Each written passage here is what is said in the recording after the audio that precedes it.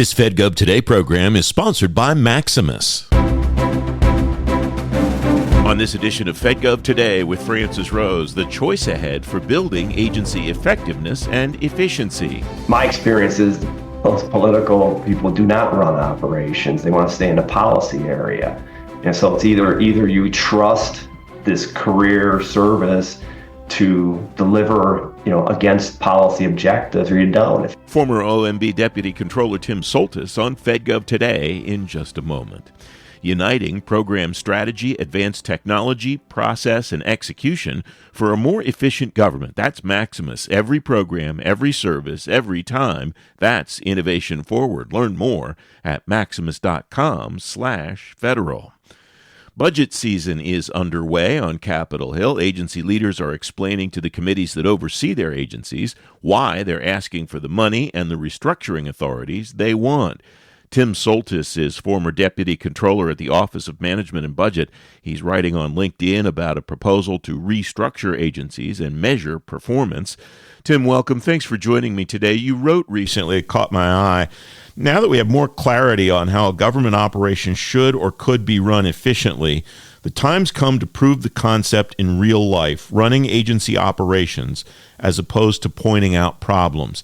How would you like to see that happen? What would that look like in its maturity, in your view? Tim, welcome. Oh, thanks. I appreciate the invite and appreciate the ability to comment somewhat on these things. I think that, my point was that, there was a lot of efforts looking at, how do you run an operation, right? And so, when you go pick and choose, you go and look at this program's, broken, or there's a problem here, or there's issues there.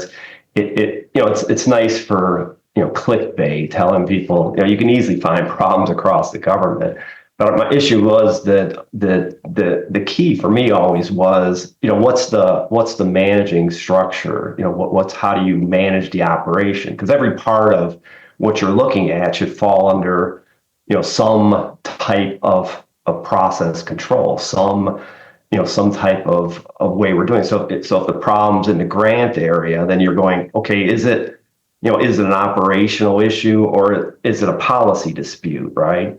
And I think I saw some other articles and posts about, people are throwing waste, fraud, and abuse all kind of interchangeably, right? And they're hugely different, right? Because one person's waste or abuse is someone else's, important program.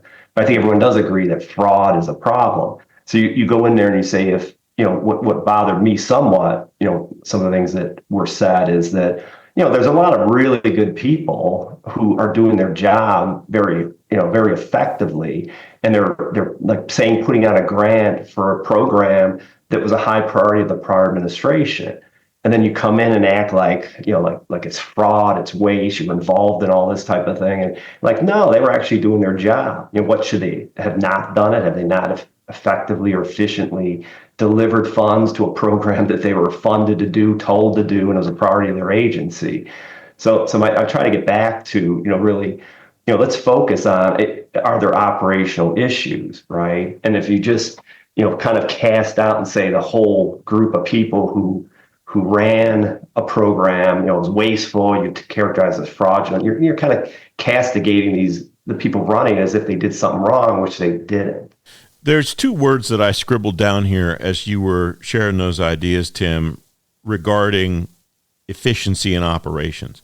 And the first one that I scribbled down was deliberate, and the second one was strategic. And the reason I wrote them down is because it sounds like those are the main concepts that you're saying have been proven to be effective in realizing the efficiency that, not just DOJ, everybody that I think cares about the way the government operates, that's what they're going for. To me, you can't get to efficiency until you figure out what you should do, right? So the question is, in an agency, should they do grants? Yes or no? If the answer is no, that's a whole different thing. Okay, go to Congress, say stop giving them grant authority, get rid of everything related to that. If they should do grants, then you say, how do you do it? Right. And how are we? And the only way to figure out if you do it better is how are you doing it today? right? You want to add AI, you want to add automation, you want to reduce the number of people, you want to do it more efficiently. Well, you have to figure out, well, what gets done, right? And if you can automate something and get, reduce staffing, say, okay, 10 people are doing something now, I'm going to use AI and get the same job done. That's fine. That's efficiency. But I don't hear any discussions about like the way to deliver the government service. So that's strategic. I mean, the first discussion point is like, what should you do?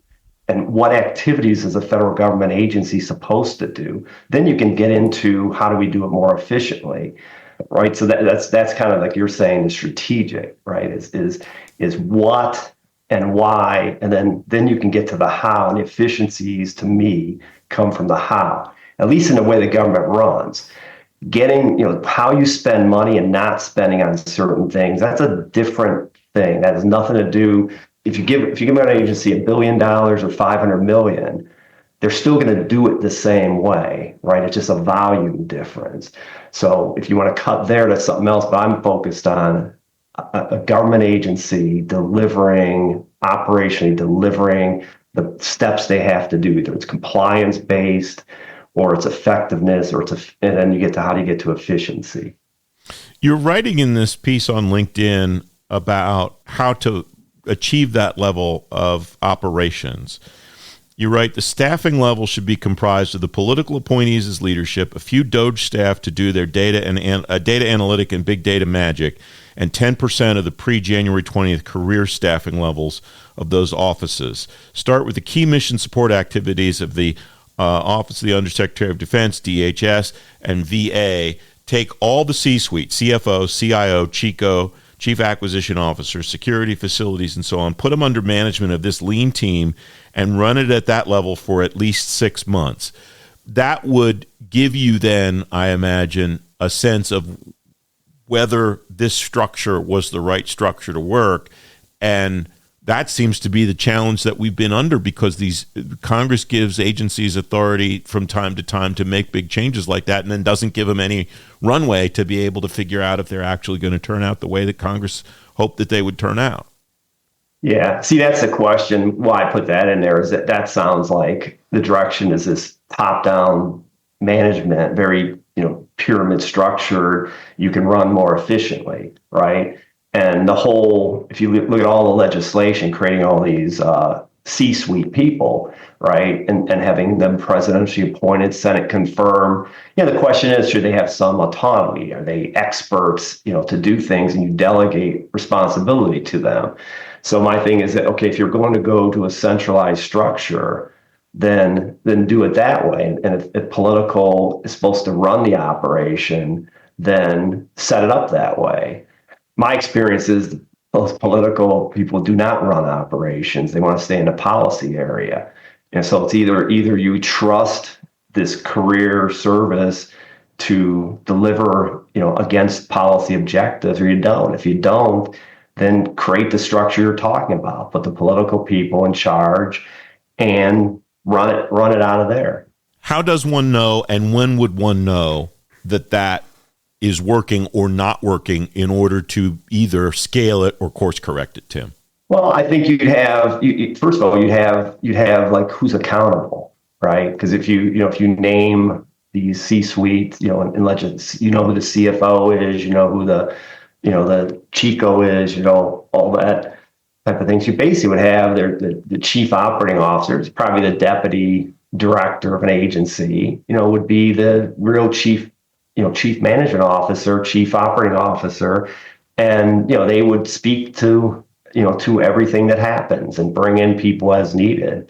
And so you would have basically this one voice of an organization. A guy come in, it's sort of like the military, right? You have the chief operating officer sitting there, and then his staff is is a question about finance, CFO, go answer that one.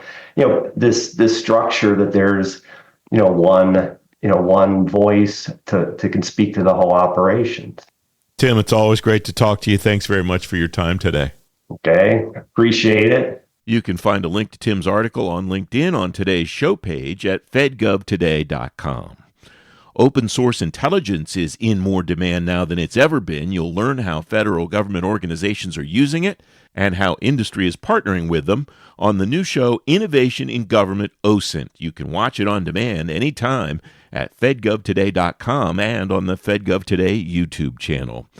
The next FedGov Today podcast is coming Thursday. You can listen to every FedGov Today podcast anytime you want on Apple Podcasts, Spotify, or on demand at fedgovtoday.com. I'm Francis Rose. Thanks for listening.